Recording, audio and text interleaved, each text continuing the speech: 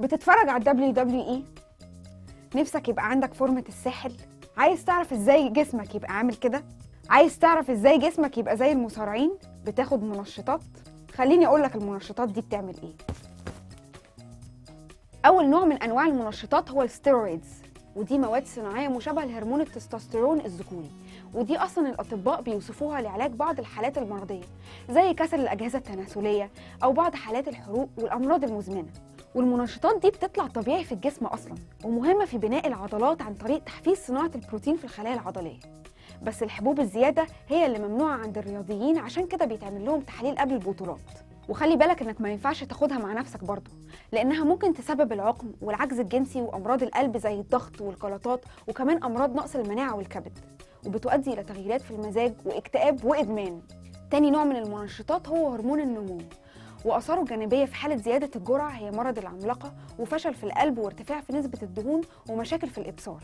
ممكن برضه تفتكر ان الفيتامينات مفيده فتاخد منها كتير عشان تخلي جسمك احسن، بس اوعى تعمل كده، لان الافراط في تناول فيتامين زي فيتامين أ بيسبب صداع وغثيان وتساقط للشعر وضعف في الاظافر وتضخم الكبد والطحال.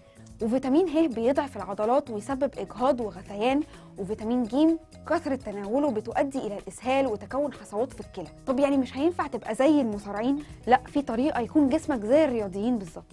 الطريقه دي بتعتمد على حاجتين لازم تعملهم بالتوازي: التغذيه السليمه والمتوازنه والاكل الصحي.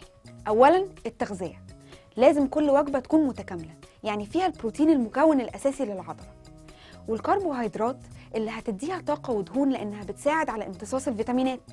بس ده طبعا مش معناه اننا ناكل بروتينات كتير، لان زيادتها تتحول لدهون وتعمل حمل على الكلى والكبد.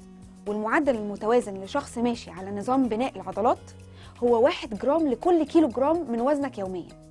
الأكلات اللي هتمدك بالبروتين هي صدور الفراخ واللحم البقري، جبنة البارميزان والبيض والسلمون والأسماك. وأهم عنصر ممكن تستغربه هو اللبن خالي الدسم اللي مهم جدا لبناء العضلات ويستحسن شربه بعد التمرين. والكربوهيدرات هتلاقيها في البقوليات زي الفاصوليا والبسلة والعدس والحمص، فول الصويا والفول السوداني، وكمان في الفواكه العيش الأبيض والعيش البلدي، البطاطس المطبوخة، الرز واللوز والمكسرات. والفيتامينات المهمة تقدر تاخدها من التفاح والتوت والرمان والبروكلي وعيش الغراب اللي هو المشروم والجوز واللوز، وبرضه السلمون والبقوليات. دي كانت التغذية السليمة اللي لازم معاها تمارين قوية زي رفع الأثقال أو التمارين في الجيم. بس خلي بالك، لازم تسخن قبل التمرين وتعمل إطالة للعضلات وتشيل أوزان خفيفة الأول عشان تمنع أي تهتك ممكن يحصل في العضلة لو فاجئتها بأحمال كبيرة، وعشان تستعد تشيل حمل أكبر. وما تتدربش زيادة قوي برضو عشان ما تحرقش السعرات الحرارية اللي جسمك محتاجها عشان يزود حجم العضلة. ولازم تشرب كمية كبيرة من المية عشان تعوض نسبة العرق اللي بتفقده أثناء التمرين، فما يحصلكش جفاف، وعشان جسمك يلاقي المية الكافية عشان يوصلها للعضلات اللي بتتكون من 72% من المية. وبعد التمرين اشرب سوائل متنوعة بس مش مشروبات غازية. وما ينفعش تكون عايز تبني عضلات ومعدل نومك قليل، لازم تنام من 7 ل 9 ساعات بالليل عشان جسمك يفرز هرمونات البناء اللي هتزود نمو العضلة. وبكده يبقى انت على الطريق الصح لعضلات قوية وصحة كويسة.